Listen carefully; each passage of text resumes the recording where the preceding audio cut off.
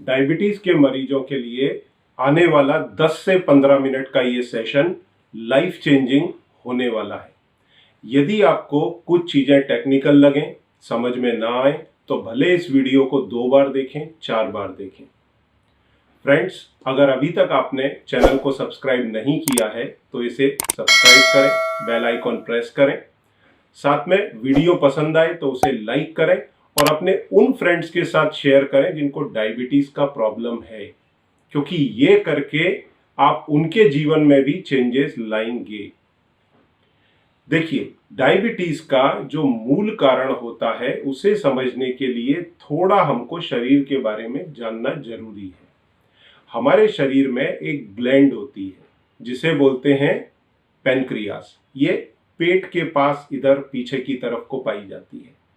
इसका काम होता है कई सारे हार्मोन्स निकालना, जिसमें एक इम्पॉर्टेंट हार्मोन है जिसका नाम है इंसुलिन, और इंसुलिन का नाम आपने भी सुना होगा। इस इंसुलिन का काम होता है, हम जितनी भी शक्कर या मीठी चीजें खा रहे हैं, या सही शब्द इसके लिए जो है वो है कार्बोहाइड्रेट, जितने भी हम कार्बोहाइड्रेट खा रहे हैं, क्योंकि ये कार्बोहाइड्रेट क्या करते हैं, हमारे शरीर में जाने के बाद ये टूटते हैं आंतों के अंदर और शक्कर के रूप में कन्वर्ट हो जाते हैं, ग्लूकोज में कन्वर्ट हो जाते हैं और सीधे एब्जॉर्ब होकर के ब्लड के अंदर छोड़ दिए जाते हैं। और जो मीठी चीजें हम खा रहे हैं वो भी कार्बोहाइड्रेट ही हैं, पर वो मुश्किल से 20% होती है हमारे टोटल कार्बोहाइड्रेट के इनटेक का। बाकी 80% जो है वो मीठा नहीं है, वो फीका लगता है जैसे स्टार्च, पर वो शरीर में जाने के बाद में सबसे मीठा ग्लूकोज में कन्वर्ट हो जाता है। अब इस इंसुलिन का जो काम है वो क्या काम है, इस ग्लूकोज को जो हमारे ब्लड में घूम रहा है उसे शरीर के ट्रिलियंस ऑफ सेल के अंदर डालना। इस इंसुलिन की प्रेजेंस में एक तरह का ताला कोशिकाओं का खुलता है और अंदर ग्लूकोज चला जाता है। ये ग्लूकोज कोशिकाओं के अंदर जाकर के जो हम सांस से ऑक्सीजन ले रहे हैं इससे मिल करके ऊर्जा बनाता है, और इस ऊर्जा के कारण हम अलग अलग तरह के काम कर पाते हैं। अब देखिए, शरीर में यहाँ पर 2 तरह की प्रोसेस होती हैं। पहला, किसी अननोन रीजन के कारण या जेनेटिक्स के कारण हमारा ये जो पैनक्रियास, जो एक छोटी सी ग्लैंड जिसका मैंने अभी जिक्र किया, जो इंसुलिन बनाता है, उसकी अगर वो कोशिकाएं जो इंसुलिन बनाती हैं वो डेड हो जाए, खत्म हो जाए, तो हमारे शरीर में इंसुलिन बनेगा ही नहीं। और जब इंसुलिन नहीं बनेगा तो क्या होगा, जो आपने शक्कर खाई, ग्लूकोज खाया या जो कार्बोहाइड्रेट खाया, ये सारा खून की नलियों में घूमता रहेगा, कोशिकाओं में जा ही नहीं पाएगा और आप अपने काम काज से रिलेटेड एनर्जी जनरेट ही नहीं कर पाएंगे, तो ब्लड शुगर आपका बढ़ जाएगा। इस अवस्था को कहते हैं टाइप 1 डायबिटीज। अब सिंपल सा पिक्चर है, पैनक्रियास से इंसुलिन बन नहीं रहा, शरीर में इंसुलिन है नहीं, ग्लूकोज भरपूर हो चुका है खून की नलियों में, तो अब होगा क्या। अब आपको सिंपल इलाज करने के लिए कोई भी बता सकता है, इंसुलिन का इंजेक्शन लगाओ, आगे बढ़ो। सिंपल ट्रीटमेंट है। इंसुलिन नहीं बन रहा है, इंजेक्शन लगाया इंसुलिन का, आगे बढ़े। अब ये समस्या जो आती है अक्सर 30 साल की उम्र से पहले आती है, और इसमें अगर मरीज ये जो मीठी चीजें हैं, शक्कर है, कार्बोहाइड्रेट है, जो एप्रोप्रिएट वर्ड है, अगर ये कार्बोहाइड्रेट कम मात्रा में खाता है तो उतने ही इंसुलिन के इंजेक्शन कम लगेंगे। ये गुरु मंत्र उन लोगों के लिए है जिन्हें टाइप 1 डायबिटीज है। अब हम बात करते हैं टाइप 2 डायबिटीज की। देखिए, आदतानुसार एक भारतीय लगभग 250 से 400 ग्राम कार्बोहाइड्रेट पर डे का खाता है। ये शरीर में जाकर के पूरा ग्लूकोज में कन्वर्ट हो जाता है या शर्करा में, शुगर में कन्वर्ट हो जाता है, जिसे अपन लेमन लैंग्वेज में कहते हैं। तो जब ये 250 ग्राम, 300 ग्राम, 400 ग्राम शक्कर खाएगा तो अंदर जाने के बाद में इसके स्टिमुलेशन में उतना ही ज्यादा इंसुलिन बनेगा। तो एक तरफ इंसुलिन, दूसरी तरफ ग्लूकोज। ये लेवल पूरी लाइफ बढ़ते रहते हैं। आप जैसे जैसे अपने डाइट के अंदर कार्बोहाइड्रेट का इंटेक बढ़ाएंगे वैसे वैसे बॉडी में इंसुलिन बढ़ता जाएगा, क्योंकि उसे उतने पूरे ग्लूकोज को कोशिकाओं के ट्रिलियन ऑफ सेल के अंदर डालना है। अब यहां पर एक अवस्था आती है, देखिए किसी आदमी को, अगर कोई आदमी एक पैक डेली का ले रहा है अल्कोहल का, तो जो उसको नशा आ रहा है 5 साल के बाद में वो स्थिति नहीं रह जाएगी, उसको ज्यादा लेना पड़ सकता है सेम असर के लिए। तो क्या हो गया, हैबिचुअल हो गया। उसी तरह से जब आप मात्रा अपने बॉडी के अंदर कार्बोहाइड्रेट की दिन प्रतिदिन बढ़ाते जाते हैं, तो जब इंसुलिन बहुत सारा निकलता है तो कोशिकाएं आदी हो जाती हैं उतने हाई इंसुलिन के लेवल पर काम करने के लिए, और ये समस्या यहां से बिल्ट होना चालू होती है, और 5, 10 या 15 साल में स्थिति ऐसी आ जाती है कि कोशिकाएं इंसुलिन के लिए सेंसिटिव उतनी नहीं रह जाती। अब जब सेंसिटिव नहीं रह जाएंगी तो इंसुलिन की सुनेंगी ही नहीं, जब सुनेंगी नहीं तो ये जो ग्लूकोज है आपके ब्लड में अब बढ़ना चालू हो जाएगा, क्योंकि वो कोशिकाओं के अंदर पूरी मात्रा में जा ही नहीं पाएगा। क्योंकि ये जब कोशिकाओं में जाएगा तो आपको एनर्जी देगा, एनर्जी के साथ में आपको क्या देगा, अगर मान लीजिए अधिक संख्या में आप मात्रा में कार्बोहाइड्रेट खा रहे हैं तो क्या होगा, वो स्टोर हो जाता है फैट के रूप में, तो इंसान का वजन बढ़ता है, मोटापा बढ़ता है। अब एक दिन स्थिति ऐसी आ गई कि पेनक्रियास, जो इत्तू सा पेनक्रियास था, छोटा सा खरगोश के जैसा, उससे आप हाथी का काम कराने लगे, तो धीरे धीरे क्या हो गया, बढ़ते बढ़ते इंसुलिन की मात्रा, एक दिन वो सरेंडर कर देता है खरगोश कि भाई ये हाथी जैसा काम मुझ पे ना हो पाएगा। अब आपके ब्लड में शुगर बढ़ी, आप डॉक्टर के पास गए तो डॉक्टर ने अब 2 रास्ते खुलेंगे। डॉक्टर ने आपको जैसे ही दवाइयां दी, अब यहां पर डॉक्टर आपको सीधा इंसुलिन नहीं देता, पहले गोलियां देता है। गोलियां क्या काम करती हैं, उसी खरगोश को, पेनक्रियाज को जाकर के दबाती हैं और बोलती हैं भाई अब तुम और ज्यादा इंसुलिन बनाओ।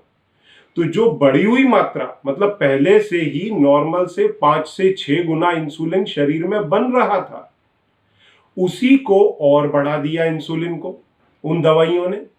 तो जब और इंसुलिन बढ़ गया, अब ये इंसुलिन जाकर के फिर कोशिकाओं के दरवाजे पे खड़ा होएगा और बोलेगा ये ग्लूकोज को अंदर लो। तो अब ये गलत काम हो रहा है, पर ये हम करवा रहे हैं, ठीक है।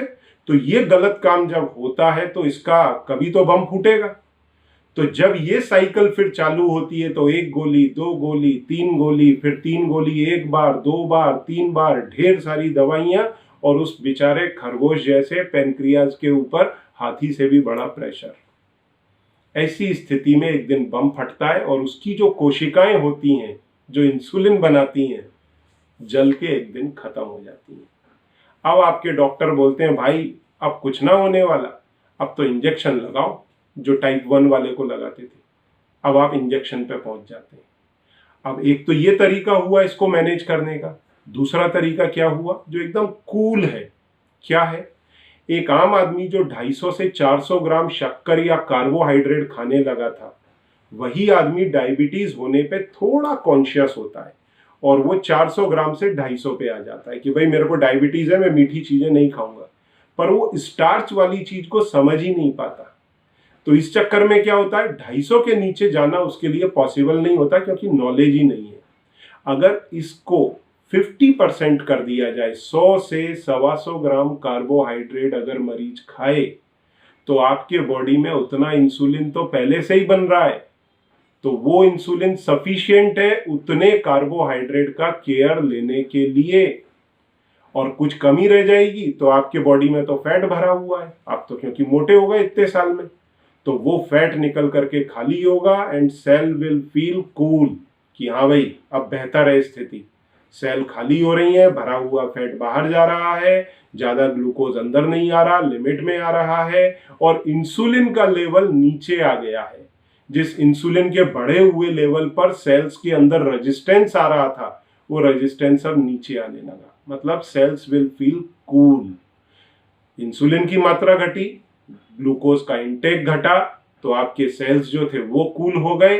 विद इन 3 to 7 डेज आपकी सारी डायबिटीज की दवाइयां छूट जाएंगी, गोलियां, और आपका ब्लड शुगर लेवल नॉर्मल आने लगेगा। आप करके देखें।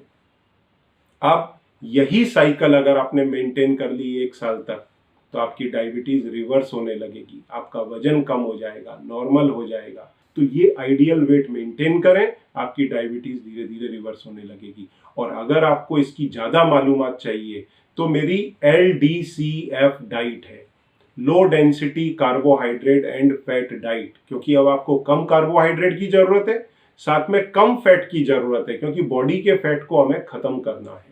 तो ये डाइट से आपकी डायबिटीज कंट्रोल होगी, पॉसिबल है रिवर्स होगी। आपकी दवाइयां तो 7 दिन में हटेंगी। अब मैंने इसका नीचे लिंक दिया हुआ है, आपको चाहिए तो वो लिंक पे प्रेस करके पूरी डिटेल मंगा सकते हैं, नीचे बटन प्रेस करके असिस्टेंट का भी मदद ले सकते हैं। और फिर साथ में अगर आप ग्लूको फ्री जैसा सप्लीमेंट ले लेते हैं, हर्बल सप्लीमेंट, तो वो आपके पेनक्रियास को स्ट्रॉन्ग करता है नेचुरली। उसके बाद में आपके ब्लड शुगर के लेवल को मैनेज करने में आपकी हेल्प करता है। और जो भी आपके बॉडी के अंदर रिपेयर की जरूरत है related to this particular illness, वो सारे काम करता है। इस पर भी मैंने एक डिटेल वीडियो बनाया है, हमारे जो कलीग हैं डॉक्टर कोचर, उनका एक डिटेल वीडियो है, वो आप मंगा करके लें तो आपको समझेगा कि वो किस तरह से डायबिटीज में आपको स्वस्थ रखने का काम करती है, किस तरह आपके ऑर्गन्स को स्ट्रॉन्ग करती है। अगर कुछ हेल्प चाहिए आप नीचे दिए बटन पे प्रेस कर सकते हैं। और अगर अभी भी आपको कंफ्यूजन है कि स्टार्च का मतलब क्या, कार्बोहाइड्रेट का मतलब क्या, तो मैं एक लिस्ट आपको दे देता हूं। वैसे 200 आइटम की लिस्ट है पूरी डायबिटीज के मरीजों के लिए, आप मेरे असिस्टेंट से वो भी मंगा करके लें, तो उससे आपको मालूम पड़ेगा क्या खाना चाहिए क्या नहीं खाना चाहिए। पर जो लिस्ट है जो आपको कॉशियसली खाना चाहिए, उसमें है गेहूं, ज्वार, बाजरा, मक्का, किनोआ, जितने भी अनाज हैं, चावल, उसके बाद में रोटी, चपाती, चावल, bread, pizza, pasta, donut, noodles, chocolates, waffles, उसके बाद में पोहा, साबूदाना, साबूदाने भयंकर कार्बोहाइड्रेट है, हाँ। उसके बाद में कॉर्नफ्लेक्स, उसके बाद में इडली, डोसा, हाँ, क्योंकि चावल से बनते हैं। इन चीज़ों में 60 से 80% तक कार्बोहाइड्रेट है। ये आपके शरीर में जाके ग्लूकोज, शक्कर में कन्वर्ट होगा, ब्लड में शुगर को शूट कर देगा। तो ये अगर नॉलेज आपको हो जाती है, समझ लेते हैं, इजीली आपकी डायबिटीज कंट्रोल होगी, रिवर्स होगी। Thank you.